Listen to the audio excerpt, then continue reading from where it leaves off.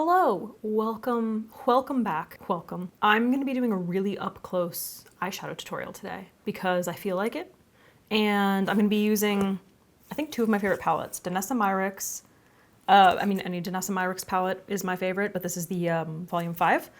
And then also probably Hindash, Beautopsy, OG, okay? That's what we're gonna do. We're gonna get real all up close in my eyeball and do eyeshadow. A dope eyeshadow look, okay? Chromes and things. I can show you the inside if you've never seen it.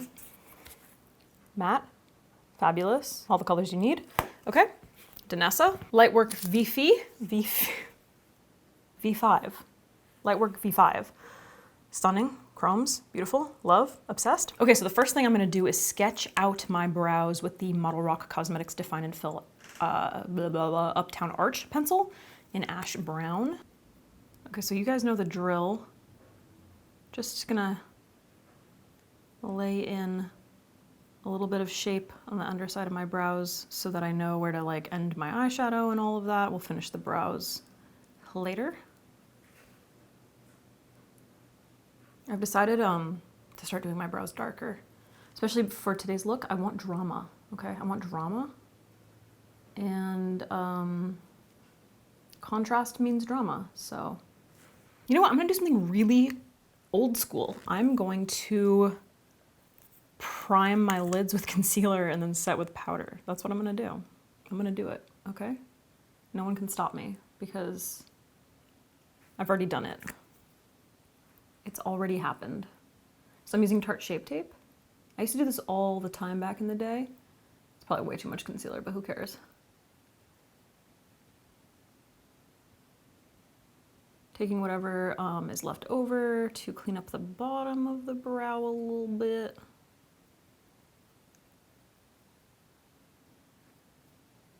Because just the older I get, the more redness and veins I have on my eyelids. And a lot of my eye primers just don't cover that up. Or they're just like a little too heavy, I don't know. So we're gonna try this. So I'm gonna make sure that that's nice and padded out, and then I'm gonna set with my Givenchy Prisme Libre.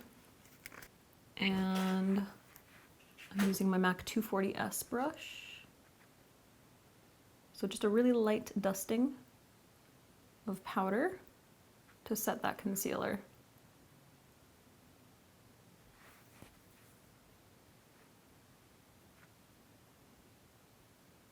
All right, under eyes, okay? Oh, Sephora, sorry. You know what? I woke up this morning and I was gonna do my nails and then I just didn't. And so we're working with stubs today. I know you don't care. Sephora. Sephora? Sephora Caffeine Eye Masks. Because I'm gonna be using some pigmented shadows, okay? And we might as well do a little prep under the eyes while we do the eyeshadow. If I'm doing my eyes first, then I almost always do this just because it's like, why not? Okay, so I'm gonna start off with Feel and Real. I'm gonna kind of go in between the two shades from the Hindash. I haven't spoken in such a long time. I really don't talk that much when I'm not on camera. Hindash, not Hindash, Hindash palette. These guys right here. And I'm gonna be using the Nikki LaRose collab with BK Beauty. This is the N13 brush. I want drama, okay? I want drama. I just want drama. That's what I want. So I'm gonna look down. I'm gonna start this just above where my lid naturally creases. And I'm kind of feeling like Morticia vibes a little bit in terms of placement, which is very much like this, like up into the inner part of the brow and then down a bit. That's kind of what I'm feeling right now.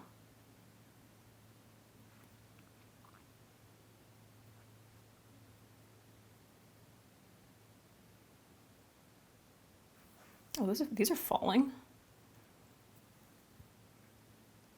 Sometimes people ask in the comments what order they should be doing their makeup in, or why people would do their eyes first, or why people would do their base first.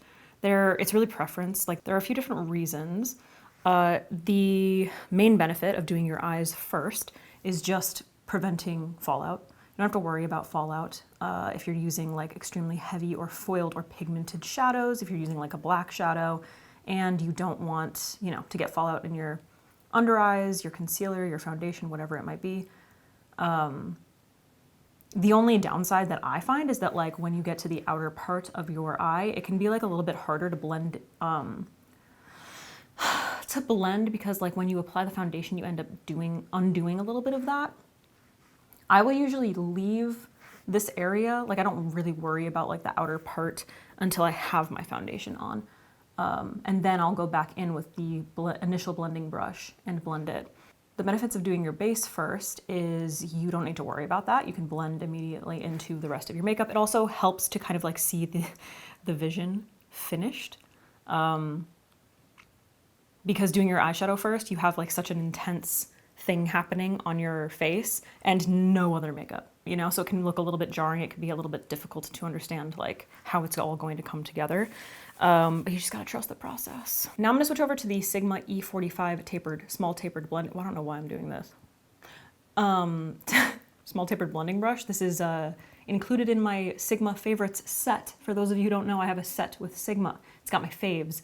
My fave eye brushes from Sigma and also the Sigma switch, so you can switch between shades when you are doing your eyeshadow. You can also use it to wash your brushes, just saying. Anyway, I'm gonna switch over to this little guy right here, a little precision, and I'm gonna focus a little bit more on kills right here. I'm gonna utilize this kind of like pointed oval shape to build up right in the outer part of the crease. So just building up that pigment slowly. I want it to get like a little bit more red and intense. And I'm using a little bit more of a patting and dragging motion. And as I start to drag, I'm pulling my hand back on the brush and using a much lighter hand. This brush is great for a multitude of reasons. The point of it is so nice, the variation in the bristles. You can kind of just like, if you're working in your crease, you can kind of just like press it into your crease and go back and forth. As I get older, my skin just doesn't really allow for like this kind of blending a whole lot anymore. So I tend to like the patting and dragging, which works really, really nicely also with this brush, which is why I chose it because of its versatility. So depending on like how you like to blend, you can use it, and it's really great. Okay, so I'm gonna switch. I'm gonna use my switch. I'm gonna switch, and I'm going to dip into right in between. Wait, what are these called? Oh no, I can hardly see it anymore. I think it's Intra and, oh God, what does that say? I love this palette too much. I love it a little too much, so I can't even say what these are anymore, but it's basically like this nice warm brown and black. I'm gonna go right in the center of those. I'm just going to pat this on the lowest part. I'm not really worrying about the lid because I'm gonna put a bunch of chrome there. So I'll clean that up later. Ziva, you are being very, I do not remember what I was saying. Thank you, Ziva. I'm doing this. I'm deepening this area. So starting with a very light hand, and then as I start building up, I'm kind of like pressing a little bit harder in areas where I want more of that definition.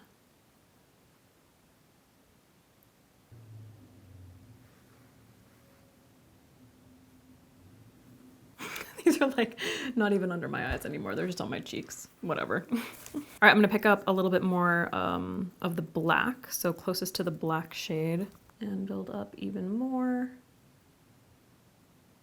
This area, the very outer.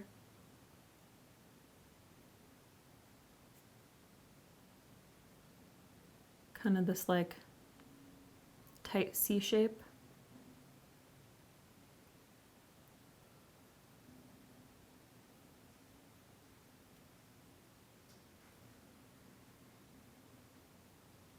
And then I'm going to pick up my Nikki LaRose N17 and 13 brush, go back in with the red, just the red, not anymore. And I'm gonna do a similar thing. I'm just gonna pat kind of over the first red and then the edge of that black. So if you find that your usual like swiping motions end up kind of like making your eyeshadow really muddy, or if it starts like removing any product or anything like that, this like light patting, you just want to make sure that you're not like doing this, you know what I mean? You want to be using a really light hand, holding it pretty far back. Like what I'm doing right now, I'm like barely touching the skin.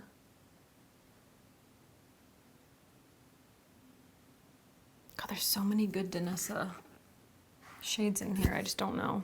Don't know what to do. Look at how many good Danessa shades there are. That's interesting. So I think I'm like, I'm gravitating towards this little circle right here with fierce and fearless. So I think I'm gonna go in with fierce pretty much all over the lid. And I'm gonna use, for that, I'm gonna use my Sigma E54. Anyone who's been watching my channel for a long time knows that I've been using this for like 8 years and I love this brush. It's my favorite it's the medium sweeper brush, and it's my favorite for packing anything on the lid. But the best thing about it is that it actually picks up and applies foil really nicely. So it's kind of like a square shaped brush. As you turn it, it gets a little bit flatter, but it's still got that dome and that really nice variation in bristle length. So it picks up the foil so nicely. So what I'm gonna do is swipe into Fierce. Wow, I don't know what I'm doing. I don't know where I am. I don't know what I'm doing. Okay, ready? Fierce. And I'm gonna start this on the outer half. So I'm just gonna press it down.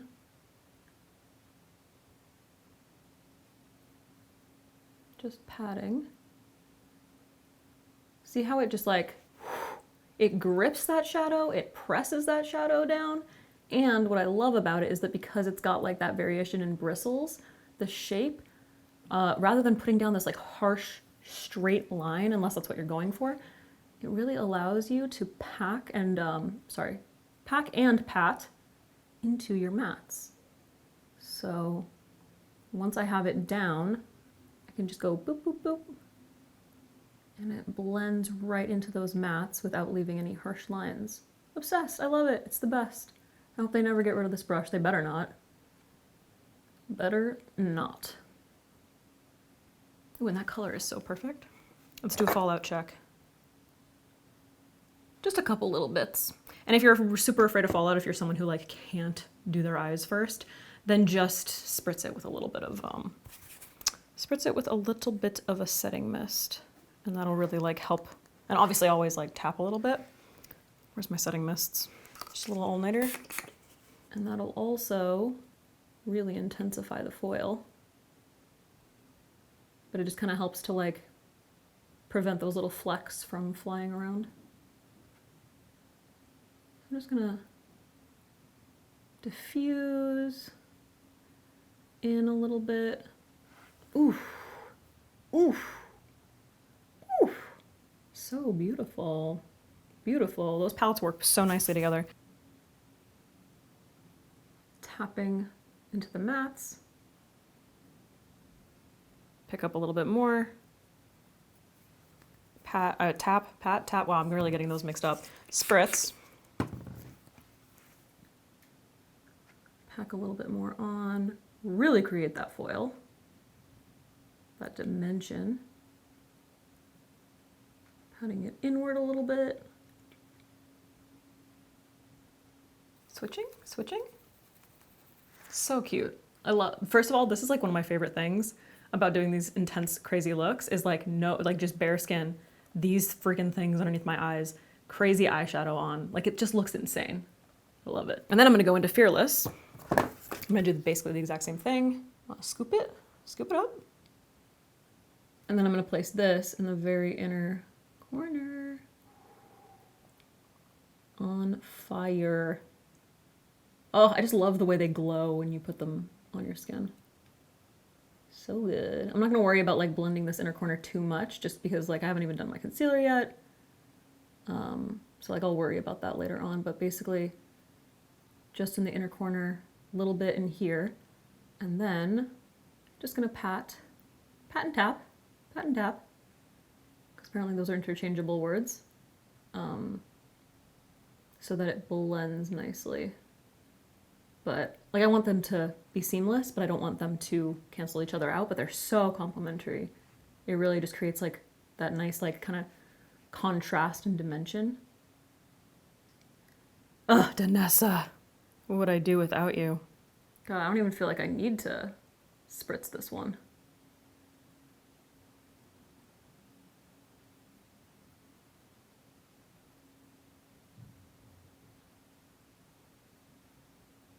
So this is kind of perfect. Is it Kaleidos?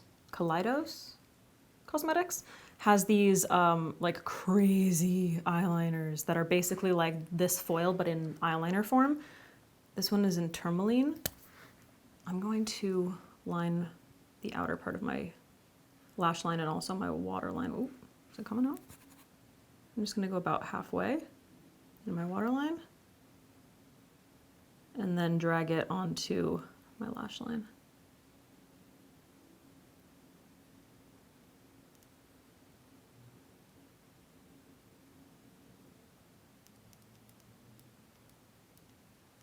And then also Danessa, she has these beautiful also eyeliners. They're a little bit more like more, I mean, look at how tiny it is. Like what, so tiny. This is should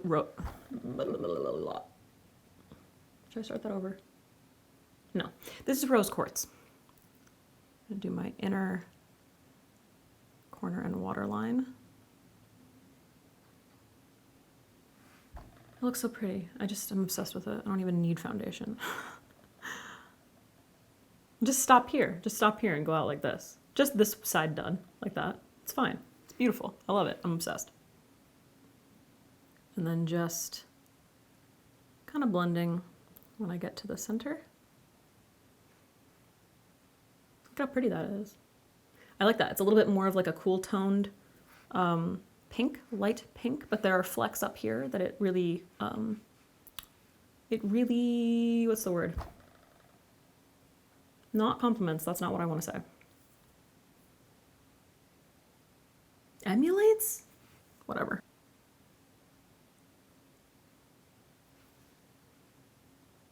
All right guys, this is what we have so far.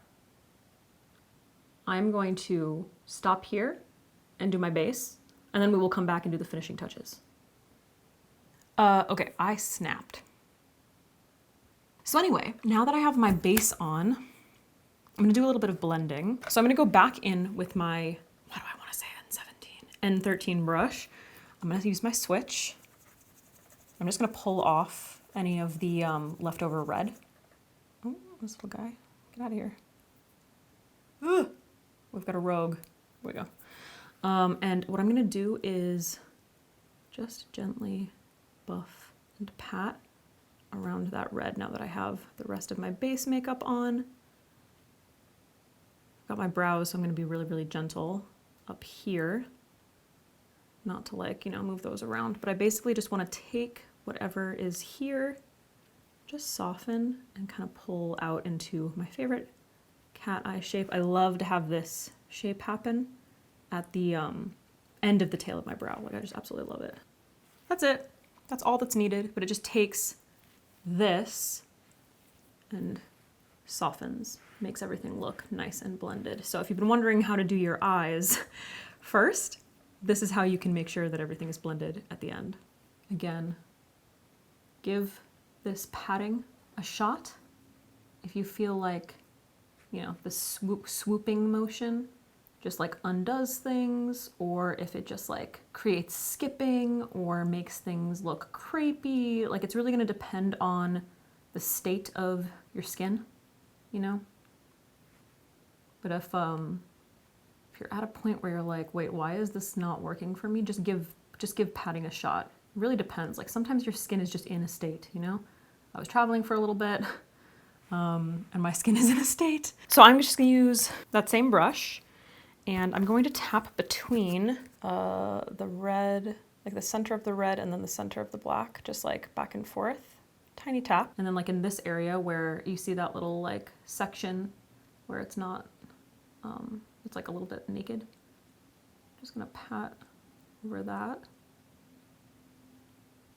Again, really light hand. I'm gonna do the same thing right here. And I still have these tiny little sections that are kind of like not holding pigment. So I'm gonna go back in with my, where'd it go? Brush from my set, my 45 brush. I'm gonna do the same thing, just tap between those two shades. And I'm gonna pat to fill in those little gaps. Super light hand. This is the best. Honestly, this little patting trick is just the best for people who maybe you're getting older or you just have like a little section of skin that is just like so stubborn. I notice the older I get, I have that quite a bit on my lids. Just little areas that just like don't want to hold pigment. And you don't need to go in with a lot. Just like little bits, and make sure that you're like stepping back, looking to see how, you know, looks as a whole. Okay. P.S. This lip, the blush. Sorry I didn't film it. Damn, I was just in the zone.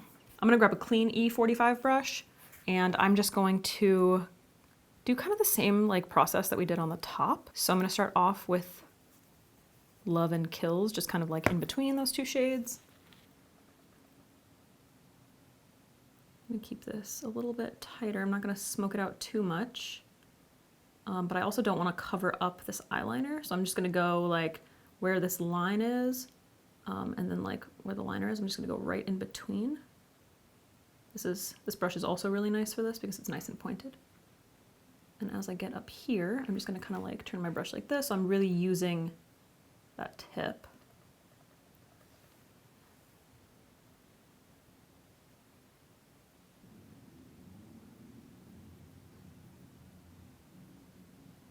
I'm gonna use Nikki's N12 brush, this little guy. And I'm gonna go right in between the black and the brown. And I'm going to place this right under, like basically now right in between the eyeliner and that red.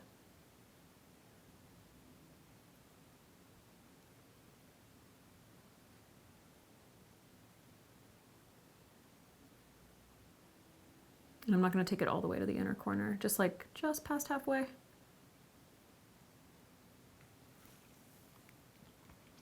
Okay, so it just adds like a little extra dimension, whereas this looks a little bit more like just a flat plane. This just adds a little bit snatch, a little more snatch.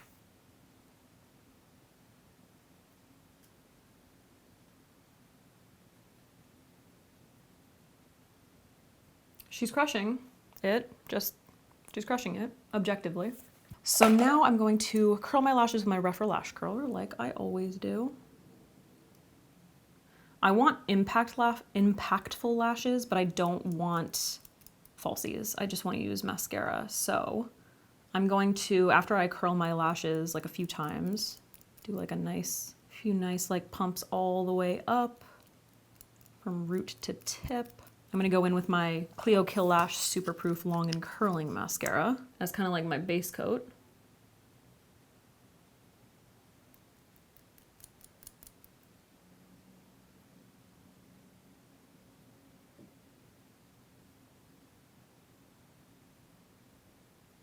And then once that's dry, I'm going to build that up with the Lash Prototype Mascara from Make Beauty. But first I'm hitting my lower lashes. One of the hardest things to do on camera. Put mascara on your lower lashes.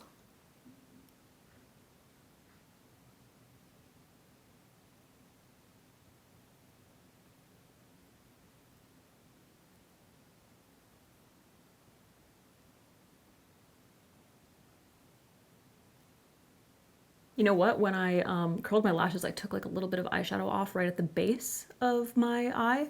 What, at the base of my eye? The base of my eyeline?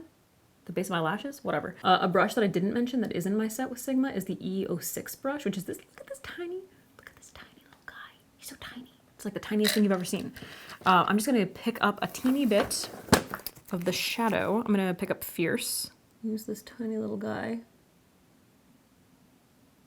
to pack it in that little area that I messed up.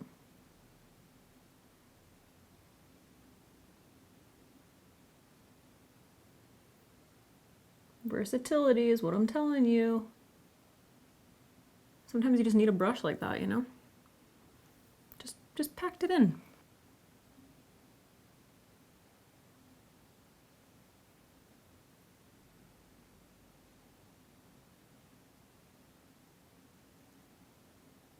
Okay, and then the last thing that I'm going to do, the last finishing touch, I wasn't going to do this, but I decided that I am going to do it.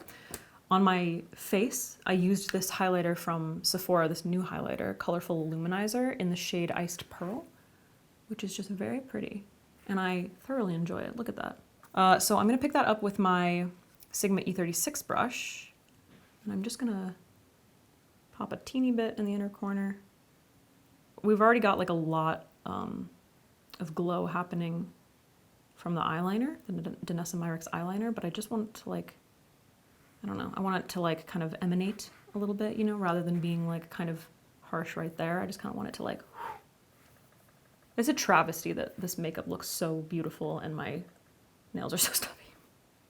So just a teeny bit, just a little bit of glow. It's like, it's quite finely milled, so it's not ridiculously like foiled, which is kind of nice because we have so much foil happening already. Do the same with the brow bone, so just a teeny bit right there, just a glow, a little bit of a glow.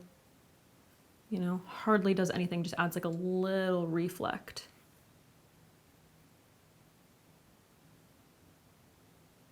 All right guys, so here is a close-up of the eye look.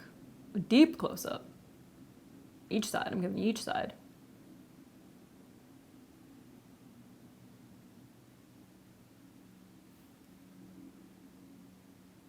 How do we feel? What do we think? Thoughts? Thoughts on Danessa? Kind of fabulous. I think it's pretty friggin' perfection. Oh yeah, I had earrings this entire time. I never put them in. I have a full-fledged look here with no nails. Why? So here's the finished look, just for those of you who want to see the full face. So that was my ridiculously close-up eyeshadow look. I'm going to be doing more of those that are going to be like a regular thing. So look forward to those. And if there are any palettes or particular colors or, I don't know, looks in general that you want to see super up close, let me know. I hope you enjoyed, you guys. I really friggin' nailed it with my base here. I used a lot of powder, but like, it looks so nice. I hope you enjoyed. Thank you so much for watching. All the products will be linked down below as usual. So at the end of every video, I think I said this in the first video that I've uploaded since I've been back, but every video now, what I'm going to do at the end is choose a comment to respond to, because a lot of the time people, you know, are commenting things over and over again and I'm responding to like one person at a time. And I just thought it would be like more useful for it to be at the end of a video. You know what I mean? I don't know. Okay, so this was a comment on one of my much older videos, how I match my foundation perfectly to my skin, which was a video where I talked about being olive, and especially when you are more on the pale side, it can be very difficult to find olive foundations that that are actually olive. Listen, light olive, it's tough. Olive in general is very tough. It's hard to not look dead. This person said, why do I look muted even after applying green corrector? Now, I'm gonna be assuming a lot because this doesn't give me all of the context. When they say applying green corrector, I don't know if they mean that they're mixing it in with their foundation or if they're just applying green corrector. I'm going to assume that they are following my tip in this video, which was to mix a little bit of a green color corrector into your foundation. If you are olive, and you find that your foundations end up looking a little too on the like red side of things, so maybe like a little bit too pink, somewhere on the red spectrum, essentially, which is one of my problems. A lot of foundations that I have used, they end up just looking like way too pink on me because I have a lot of like olive in my skin. So the olive in my skin actually ends up making the red in the foundation stand out even more, and then in contrast to my skin, it just looks crazy, you know? One of the things that can happen sometimes when you do mix in a color corrector is it neutralizes that color, right? Adding green to a foundation that has too much red in it sometimes can kind of like remove the life from it because it's neutralizing that red. A lot of the like warmth from the product or warmth from the color is coming from that red. One of the ways that I've been able to kind of like counteract this is mixing in not only a green color corrector, but also a teeny bit of yellow. Now it's gonna depend on your skin tone for sure, but if you are like me, which I know a lot of people who are subscribed to me have my skin tone or very close to it, and that's why you watch my stuff, that's how I counterbalance it. Sometimes if you add like a little bit too much green, it can end up looking a little too gray or just too cool toned in general. So you kind of have to bring a little bit of life back. My skin leans more towards yellow on the spectrum. So it will kind of like depend on like your undertone, overtone situation. But by adding a teeny bit of yellow, it kind of brings a little bit more warmth back to my foundation and prevents it from looking gray. But it also, like those two things together, kind of helps to cancel out that pink color in my foundation. So I don't really do that as much, to be honest, because a lot of brands have gotten so much better about coming out with foundations that work better for like more fair olive tones, or at least tones that are a little bit like more on the slightly warm side, you know? And I feel like a lot of things I can make work. If you want an updated video about all of the foundations that work best for like fair olive skin, let me know and I can do that because I haven't done that in a while. So I hope that that was helpful to someone. I know it was very specific, but yeah, I'm gonna pick a comment like that. Basically, at the end of every single video, I'm going to respond to it. So just in case like I don't respond to you directly, maybe I'll do it here. All right, guys, I hope you enjoyed. Let me know if you recreate this look. Please tag me. I love everyone who tags me in their looks that they post on Instagram. It's like my favorite thing. And I'll see you in the next one, dude. Bye. I went like this. Bye. Oh, did you see it? I don't have nails. This doesn't work. I'm gonna go. Bye.